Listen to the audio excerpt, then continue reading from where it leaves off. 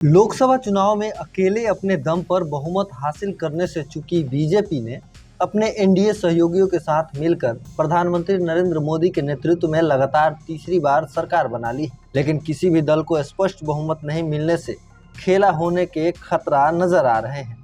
BJP को इस बार सरकार बनाने के लिए टीडीपी और जेडीयू जैसे सहयोगियों पर निर्भर होना पड़ रहा है। जिन राज्यों में बीजेपी का प्रदर्शन अच्छा नहीं रहा है, वहां से पार्टी को दिक्कत है कि उनका कोई सांसद पाला ना बदल ले।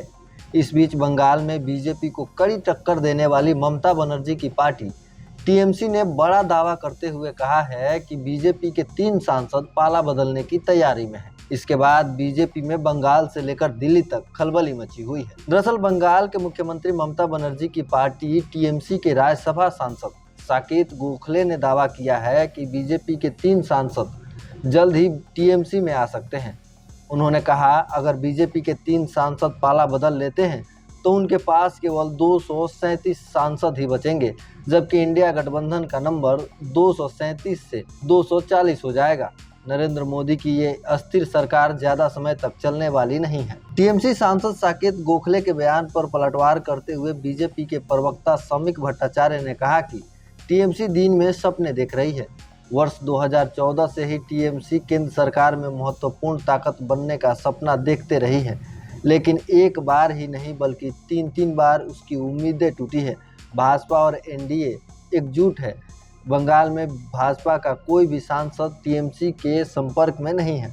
आपको बता दें कि लोकसभा चुनाव में बंगाल के 42 सीटों में से बीजेपी ने 12 और टीएमसी ने 29 सीटों पर जीत दर्ज की है, जबकि 1 सीट कांग्रेस को मिली है। वहीं 2019 के लोकसभा चुनाव में बंगाल में बीजेपी और टीएमसी के बीच कांटे की टक्कर हुई थी। तब टीएमसी ने 22 सीटें जीती थी। बीजेपी 16 सीटें जीतकर 18 पर पहुंच गई थी, जबकि बीजेपी ने 2024 में बंगाल में 35 सीटें जीतने का लक्ष्य रखा था, लेकिन उसे यहां नुकसान उठाना पड़ा है। इस बार भी बंगाल में बीजेपी के कई बड़े दिग्गज नेता दिलीप घोष, अग्निमित्रा पॉल, अर्जुन सिंह, रेखा पात्रा जैसे नेताओं को हार का सामना करना पड़ा है।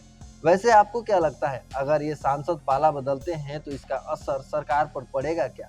आप अपनी राय हमें कमेंट करके जरूर बताएं। वीडियो अच्छी लगी हो तो इसे शेयर करें और अभी तक चैनल को आपने सब्सक्राइब नहीं किया है तो इसे जरूर सब्सक्राइब करें।